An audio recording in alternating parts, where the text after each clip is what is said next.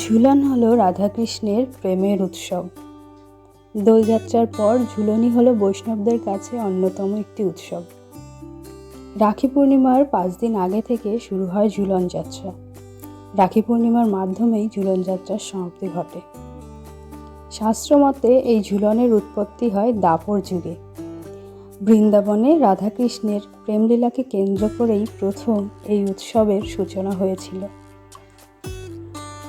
আর আজকে আমি তোমাদের সাথে শেয়ার করব ঝুলন যাত্রায় গোপালের সেবা কিভাবে করবে।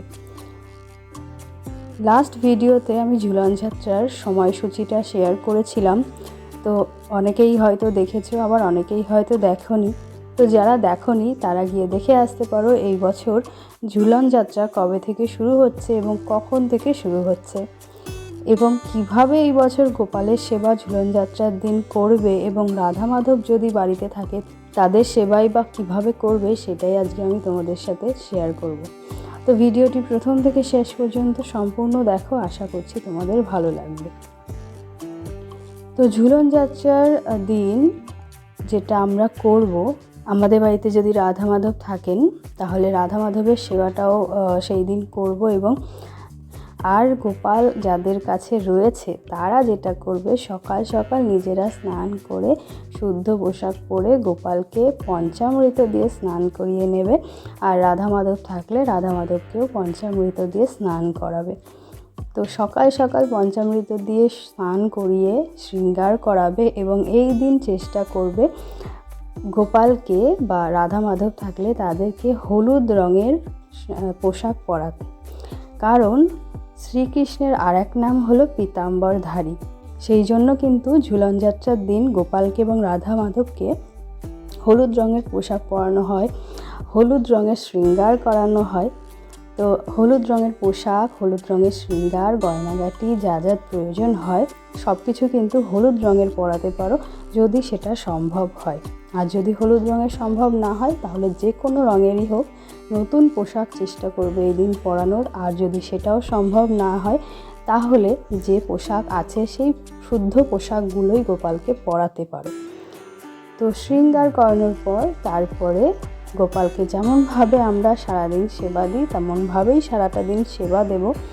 এবং ঝুলন যাত্রার দিন যেটা করা হয়, ঝাঁকি সাজানো হয় বা বলা হয় ঝুলন সাজানো হয়। নানা ধরনের পুতুল, খেলনা, গাছপালা, ফুল পাতা সব কিছু দিয়ে ঝুলন সাজানো হয়। তো সেই রকম করে তোমরা কিন্তু ঝুলন সাজাতে পারো বিভিন্ন ধরনের খেলনা দিয়ে।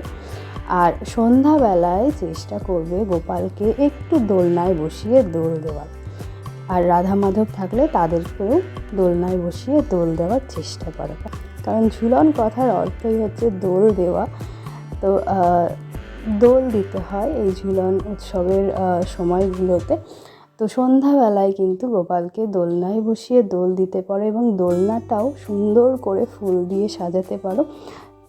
গাছ থেকে তাজা যে ফুলগুলো হয় সেইগুলো দিয়ে দোলনা সাজাতে পারো। আর যদি সেটা সম্ভব না হয় তাহলে তো দোকানে বিভিন্ন ধরনের কাগজের, কাপড়ের ফুল পাওয়াই যায়, সেইগুলো দিয়ে করাতে পারো।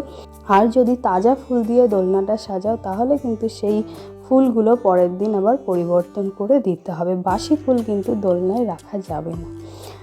তো যাই হোক, দোলনায় দোল দিতে পারো এবং বিভিন্ন ধরনের ভোগ গোপালকে দিতে পারো এই দিনগুলোতে। ফলের ভোগ দিতে পারো, মিষ্টির ভোগ, বা যে কোনো প্রকারের খাবার তৈরি করে দিতে পারো। বিশেষ করে গোপালের যে খাবারগুলো অতি পছন্দের সেই জিনিসগুলো কিন্তু এই ঝুলন যাত্রার সময় গোপালকে করে দিতে পারো। আর যদি রাধা মাধব থাকে তাদেরকেও তাদের পছন্দের খাবারগুলো এই ঝুলন যাত্রায় দিতে পারো। আর গোপালের কী কী খাবার পছন্দ সেই বিষয়ে আমার চ্যানেলে কিন্তু একটা ভিডিও দেওয়া আছে, গত বছর দিয়েছিলাম, তো তোমরা গিয়ে সেটা দেখে নিতে পারো।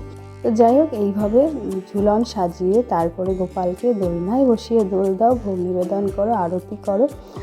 আর সংকীর্তন, নাম কীর্তনও করা হয়ে থাকে, সেইটা চাইলে সেইটাও করতে পারো। তো এইভাবে কিন্তু ঝুলন যাত্রার 5টা দিন আমরা পালন করব যারা যারা করতে চাইছো। এবং শেষের দিন মানে যেদিন রাখি বন্ধন উৎসব সেই দিন চেষ্টা করবে অবশ্যই গোপালকে ভোগ রান্না করে দেওয়ার। ভোগ রান্না করে দেওয়ার মধ্যে যা যা গোপাল পছন্দ করে সেইগুলো দিতে পারো। আর যদি সেটা সম্ভব না হয় তাহলে তোমার দ্বারা যতটুকু সম্ভব সেইটুকুই করে দিও, গোপাল তাতেই সন্তুষ্ট হবেন। তো এইভাবে কিন্তু ঝুলন উৎসব তোমরা গোপালের সাথে পালন করতে পারো এবং রাধা মাধব থাকলে তাদের সাথেও পালন করতে পারো। আর শ্রীকৃষ্ণ অথবা গোপালের যেমন হলুদ রং অত্যন্ত প্রিয়, ঠিক তেমনভাবেই রাধারানীর কিন্তু নীল রং অনেক বেশি প্রিয়। তো ঝুলন যাত্রার দিন তোমরা শ্রীকৃষ্ণ আর গোপালকে হলুদ রঙের বস্ত্র যেমন পরাবে, ঠিক তেমনভাবেই রাধারানীকে সম্ভব হলে নীল রঙের বস্ত্র পরিধান করাতে পারো। তো যাই হোক, এই ছিল আমার আজকে ছোট্ট একটা ভিডিও, ঝুলন যাত্রায় গোপালের সেবা তোমরা এইভাবে করতে পারো। ভিডিওটি যদি তোমাদের ভালো লাগে তাহলে অবশ্যই একটা লাইক করে দিও, কমেন্টের মাধ্যমে নিজেদের মতামতটা আমাকে অবশ্যই জানিও। সবাই খুব ভালো থেকো, সুস্থ থেকো, দেখা হবে নতুন আরও একটা ভিডিও খুব তাড়াতাড়ি। ততক্ষণের জন্য tata, bye bye, Radhe Radhe.